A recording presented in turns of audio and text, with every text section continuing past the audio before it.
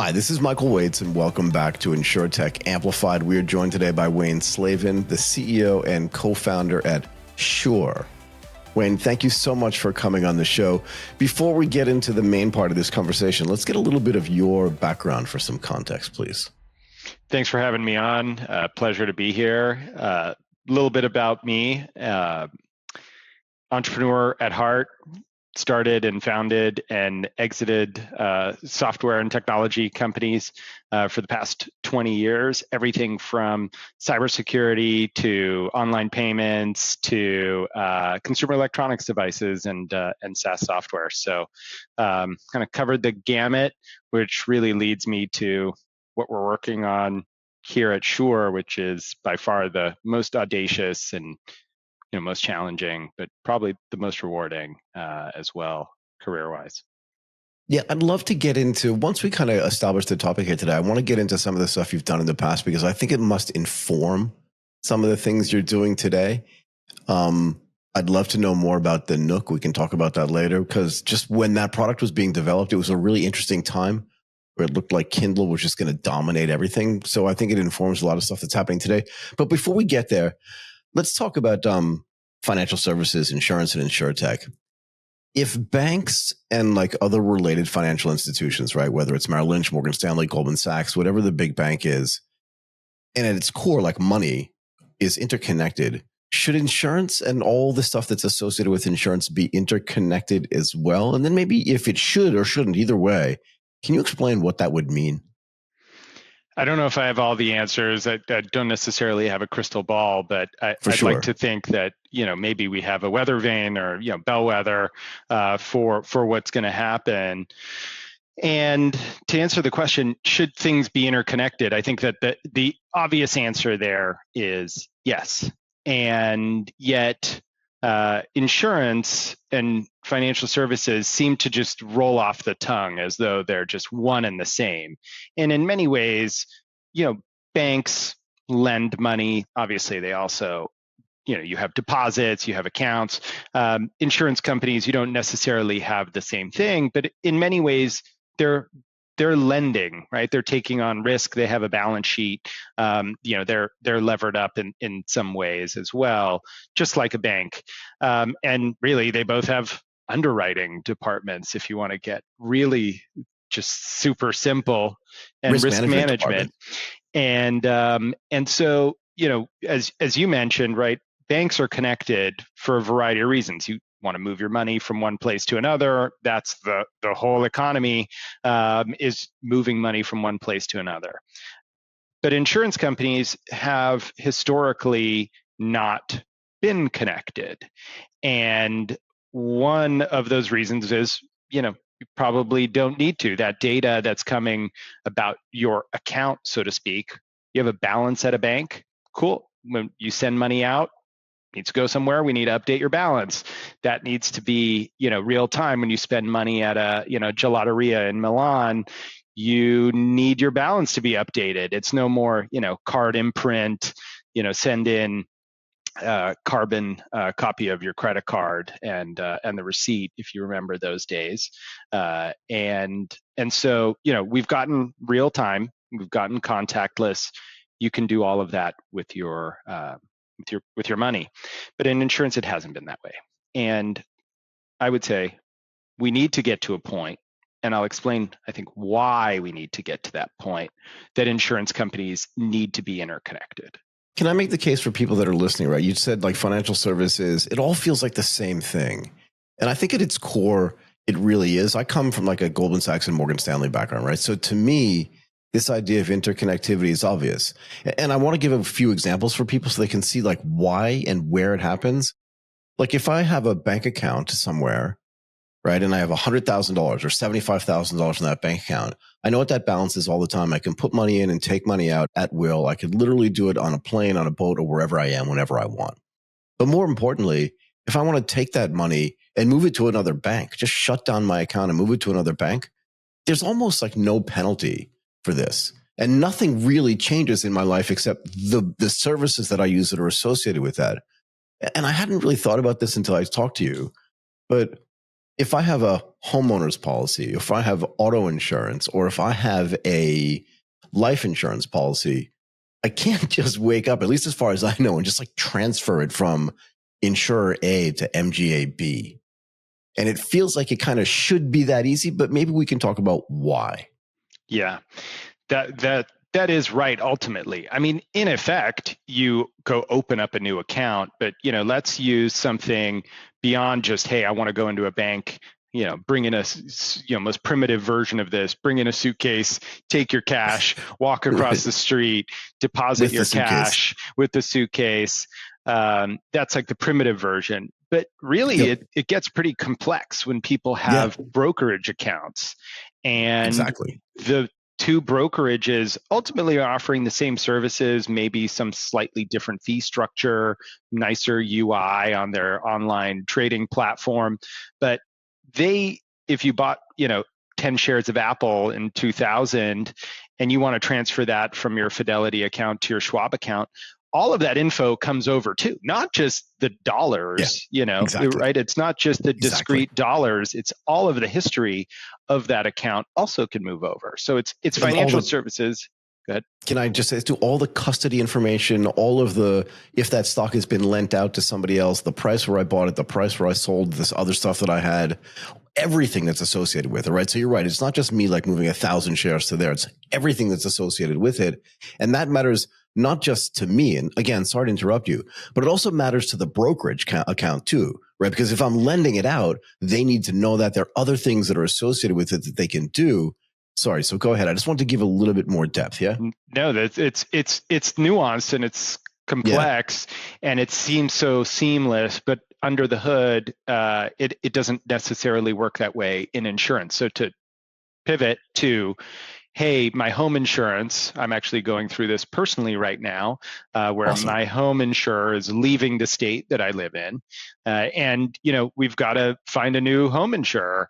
And wouldn't it just be so easy to just say, hey, you have all my info about my home, just move me to somebody else? And in fact, that is the result, but the friction is very different than moving from Schwab to Fidelity or vice versa. And so, in effect, I am stopping one policy, terminating my relationship with one company, starting a new relationship anew, and giving them all my info again and again. And the next time I move, it's again. It's not a continuation like it would be with a relationship with a brokerage, right? Where it just is a continuation of the history of those shares, as you said. And so let's get to the why, maybe, of like, why does that matter? Who cares? Like, we've done it this way forever. You stop working with, company A, this island of underwriting and risk management, and you move to this new island of underwriting and risk management, and hopefully they're better. That's the idea. Hopefully they're better. And so, you might say, well, why does it matter? And I think the piece here is not just let's be connected for the sake of building APIs or experiences. It's that if we look at what has been one of the fastest growing sectors in financial services over the past 20 years, it actually hasn't been the banks growing direct to consumer, although obviously there are more consumers banking and that has grown.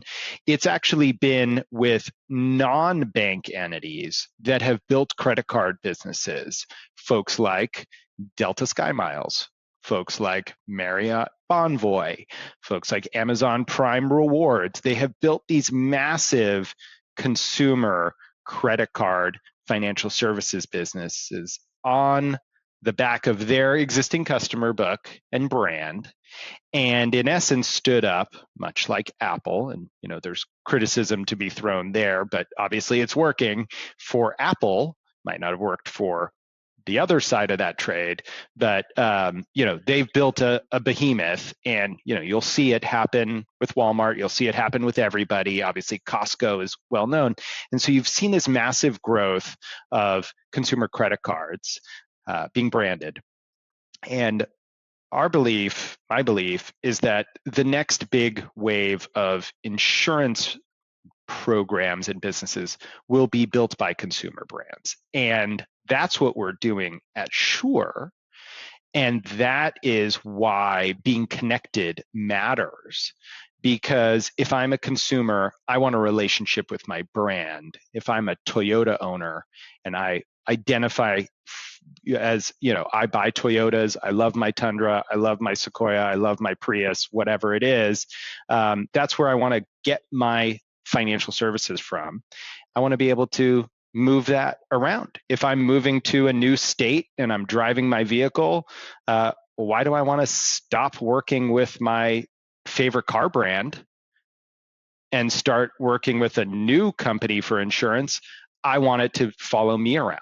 Just like we just talked about, you can move from brokerage to brokerage. And so in order to deliver this promise that has happened, we need insurance companies to be connected. And that is, in effect, the rails that we're building is so that that can actually come to fruition.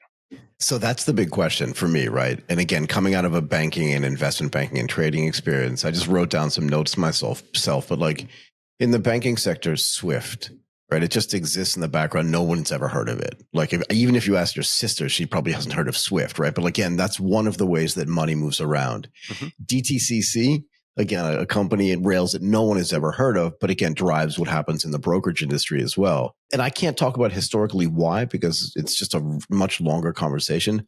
But historically, that hasn't existed in the insurance industry. That back end infrastructure doesn't exist. And there are two questions here. One is that what you're building? You're trying to replace those things. So there's a place where all that information goes and can pass through with being indifferent to who the carrier or the deliverer of that information is. But secondly, why would insurers want this? Do you know what I mean? Like, I know why consumers would want it for sure, right? But why would the insurers want it? Or is it just this unstoppable force that's going to happen because the rest of the financial services world works that way? And like you said, if I have a Toyota Fortuner, which is what it is out here, right? Why wouldn't I just want to have my insurance through Toyota since I love Toyota, just because you use that as an example? So I understand why consumers would want it for sure, but why would the insurers want it? Yeah, well, let's look at some, I guess, laws of physics for insurance companies. One of those laws is they always want expanded distribution. Forget what they have historically said. And they said, hey, we are loyal, agent-driven distribution. Then you had the rise of direct, and we are only direct. And, you've got Geico and Progressive obviously moved tens of billions in premium away from the agent-driven businesses. And now you've got the digital direct D2C players that are, kind of the InsurTech 1.0 wave. And although they have been saying they will never go do the other thing, meaning if we're agent, we'll never go direct. And if we're direct, we'll never go agent. You just have to go browse the trades of insurance publications and you can see Geico is going to agencies. The InsurTechs that built these great D2C experiences are bringing on agents. And so that's not to say they were wrong. It's just the force of nature that companies need other distribution. And so you can remain narrow and disciplined for a period of time, but where are you going to ultimately get growth? And so they will always seek growth in other distribution channels. So one of those is obviously going to be what we just talked about in essence, that consumers will want the pull of, I want my insurance to just be from the company I transact with. I want my Apple Care from Apple. I don't want a choice to go buy 10 different insurance products from different companies. I just want Apple to give it to me, right? And so that will happen. Insurance companies want alternative distribution. They're always going to seek that. They will always want it to be more efficient. They are used to paying somebody for that distribution, meaning they would pay an agent, they would pay, an affinity partner, historically. And in essence, what we're doing is, to answer your question, are we just trying to build this kind of data provisioning service that allows this to happen?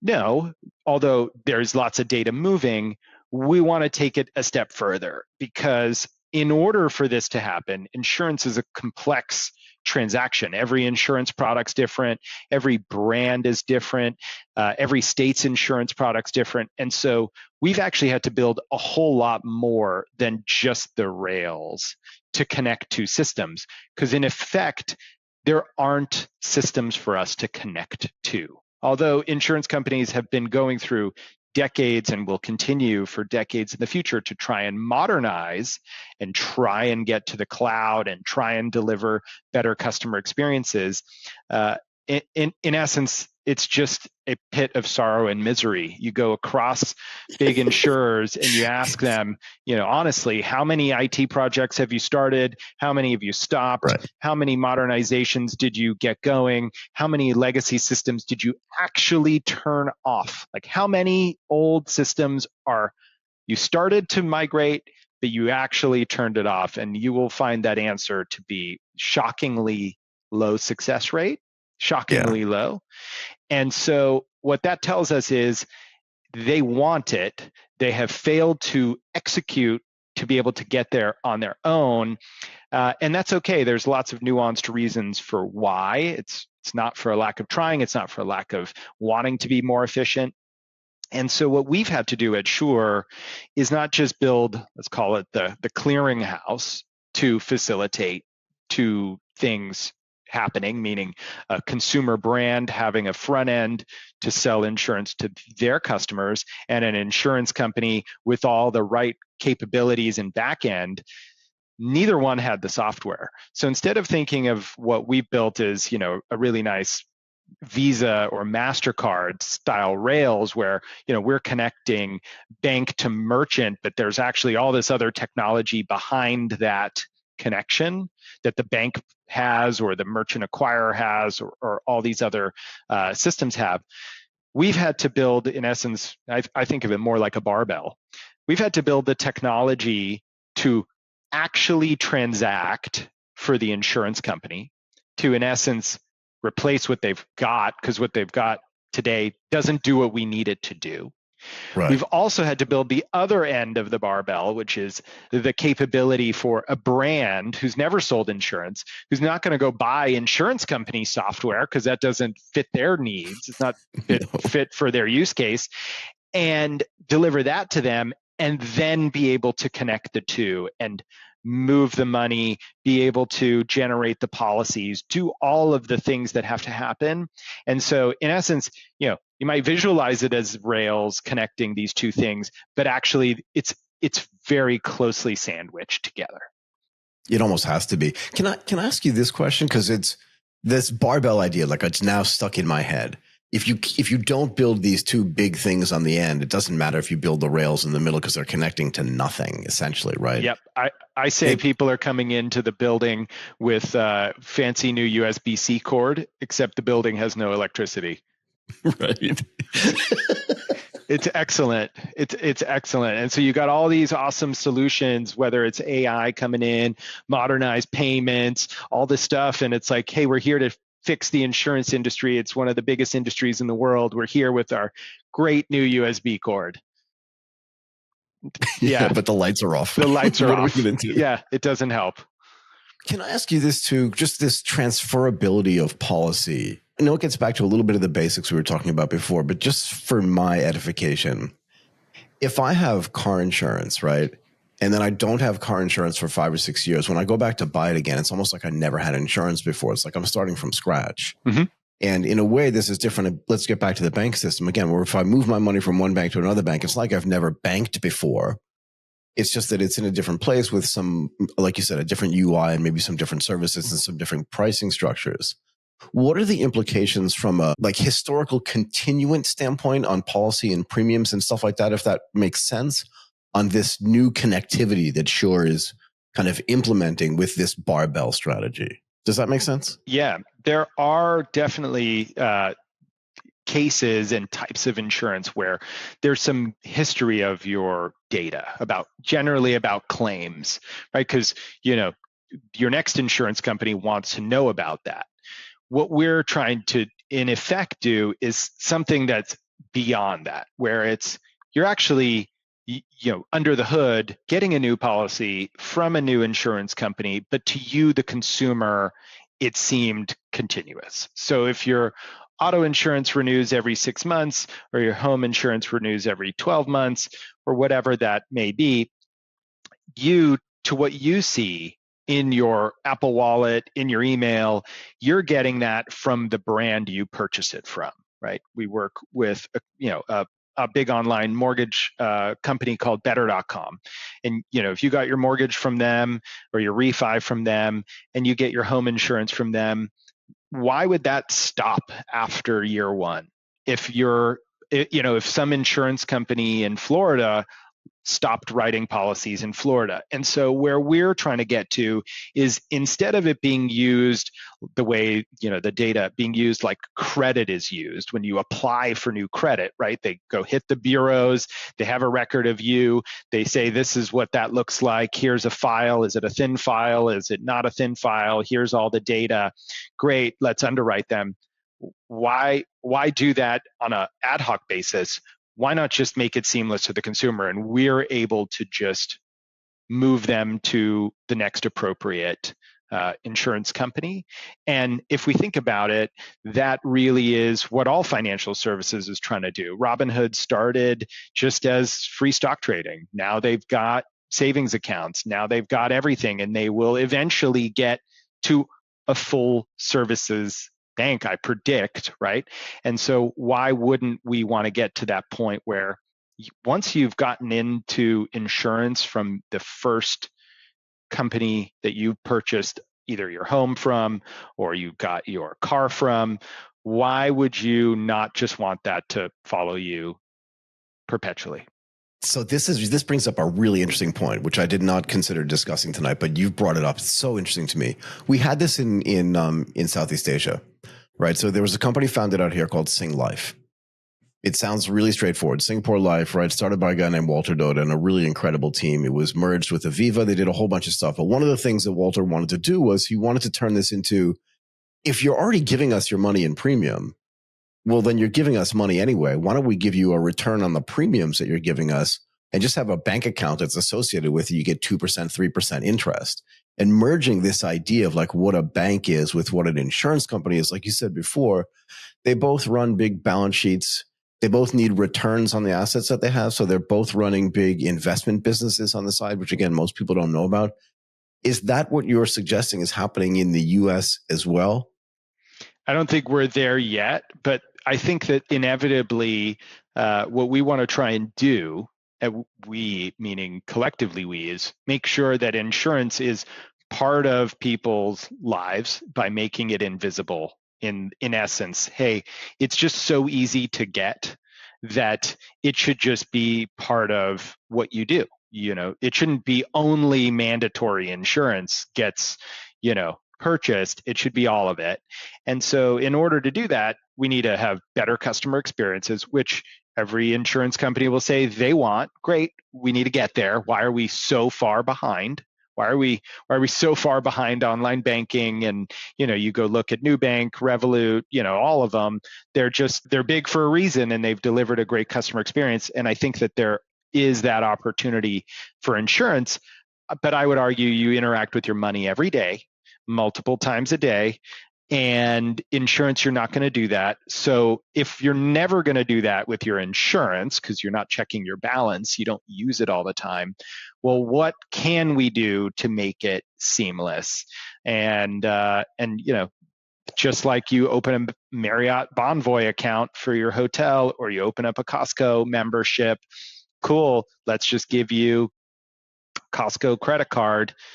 You just got your car, you just got your home, let's give you the insurance right here.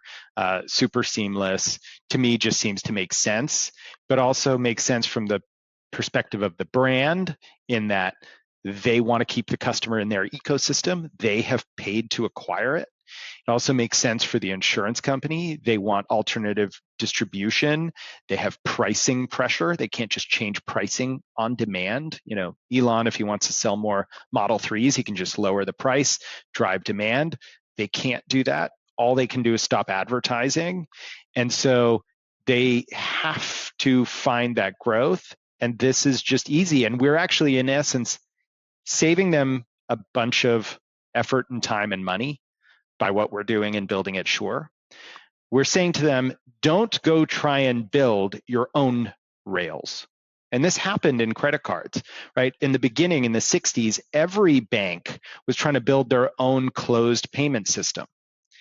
And in essence, Visa didn't start off as Visa, started off as Bank of America and then gained some traction, and they had scale at Bank of America, and it evolved. An independent company had to go and build those rails and build that capability and maintain it and be interoperable with every currency, every country, every merchant, every bank, and that needs to exist. And so we're coming and saying, guys, you don't have to go and invest hundreds of millions of dollars into building this capability. And frankly, it's a waste, because if we're getting to the point where things are, in essence, portable for the consumer, not every distribution point, not every brand is going to want to go do a one-to-one deal. Meaning a brand that's a global brand, like, you use any big company that is in every country or multiple countries. The insurance company might not be in multiple countries. So now you're saying, well, you should just work with us in Australia, or you should just work with us in the UK, and then you got to go piece together this mosaic of connectedness. And we're saying, no, we're going to go deliver a solution to the brand. Here's your insurance experience in the way you want it. You control it. And on the back end, here, we're going to connect you to the insurance companies that want to participate. So for the insurance companies, they don't have to make the IT expense to go build it and try and figure out how to do it. It's already been built. We did it. We've been doing it for 9 years. It's done. It's tried. It's tested. It works. And then, by the way, we bring you distribution because we're already connected to these brands that are offering insurance. It's, it truly is a win-win-win.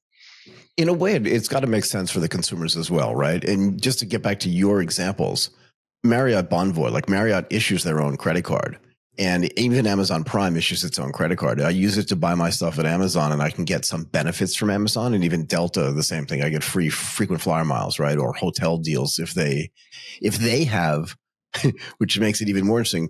If Delta, and I'm just making this up, right, has a relationship with the Marriott, they can then cross-pollinate because there's connectivity there, where not only do I get flight miles, but I can use those flight miles to book hotel rooms, right? So that's where the interconnectivity happens, at least at some level. So consumers should be used to this, where, again, if I have my insurance issued by Toyota, maybe if my next car is also a Toyota, I can then get some kind of discount, or frankly, get connected to Marriott and have some kind of frequent flyer mileage associated with it. Now it makes complete sense to me. So once the brands figured that part out, again, for them, it's just another touch point that should make sense to everybody, no? Yeah, and it may not be that you get a free companion pass, which we all know people love, and status and group one boarding and all of those other things, but maybe there's an opportunity to better connect that when you need a repair. Yeah. And that's something that brand can deliver because they are vertically integrated. It's like going into the Apple store. They know you have Apple Care. They know what's going to happen. They can treat you differently when you have Apple Care, right? Yeah. When you have Apple Care, hey, we treat you differently. We know the different price. It's going to be expedited. Boom, here you go, in and out. You don't have Apple Care. You're kind of just in off the street, and you're just some guy. And so think about that from the perspective of the customer's experience of, hey, I've got insurance from my car brand. I'm taking my car to get repaired at my car brand dealership. And if we can connect those two things, which traditionally have been separate, the OEM doesn't own the dealership, doesn't own the insurance. Now we can start to bring those 2 or 3 things interconnected. What does that mean for the consumer? And I don't actually think we need to move the needle that far. Maybe it just means, hey, if you totaled your vehicle, you get your car repaired or a new car 2 or 3 days sooner. And that's like a meaningful impact to the customer. But if in aggregate you said, hey, by doing this, by having this interconnected, by making this as easy as Apple Care to get new AirPods, that's a meaningful impact on the economy. Like that's real, better data, better loss ratios, better retention for the insurance company, and people back on their feet faster. Delivers the promise of insurance. But in a way, it's way better for the brand as well, right? Because if I walk into Apple and I have insurance from some third-party provider, now there's some kind of argument that's possible between Apple and the insurance company. But if Apple Care, which is again is underwritten, who knows where, right? But if Apple Care is provided to me, or if I pay for that, and I walk in with a broken MacBook Pro, they're just going to be like, "Give me that thing, and I'll replace it. No questions asked. You paid for Apple Care. It's in the policy. I don't really care."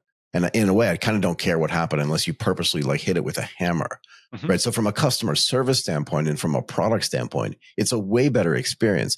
And I guess this brings up another question for me is, what are the implications, right? Because I'm like, the first order stuff is interesting to me, but it's the second order and third order stuff that really keeps me like thinking, right? And that is, what are the implications for product development and innovation now that all these things are connected? Like, I guess the real question is, what else can I do if I'm this brand and I'm an insurance company and all these new things are possible? What are those things that are possible at some level? Yeah. I mean, if we start to think about it, one of the hardest things that has been going on in the insurance market recently is, new rates, right? Everything's been mispriced seemingly for a while. And so if we start to think about it, that all of a sudden, with more interconnectedness, better technology, that speed from I have new rates approved to I actually have those new rates live in my system, just reduce that time is huge impact. Because today, it could be months, right? You submit as an insurance company for new rates. I mean, some states are more efficient, some markets are more efficient, others are less efficient. You're waiting, and while you're waiting for your new rates, you're still renewing customers at your old rates. You're writing new business at your old rates, but you know they're not right.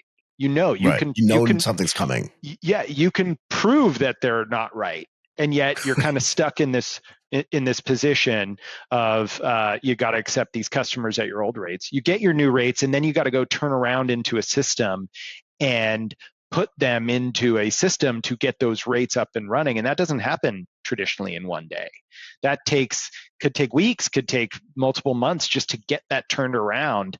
And so in essence, if we can really supercharge the time to go from there needs to be new pricing on an insurance product, that would flow through from regulatory approval to the system, to the consumer, and then ultimately to the brand, that would be a huge, huge impact to just keep this all moving, right? All of this has to move, it has to turn over.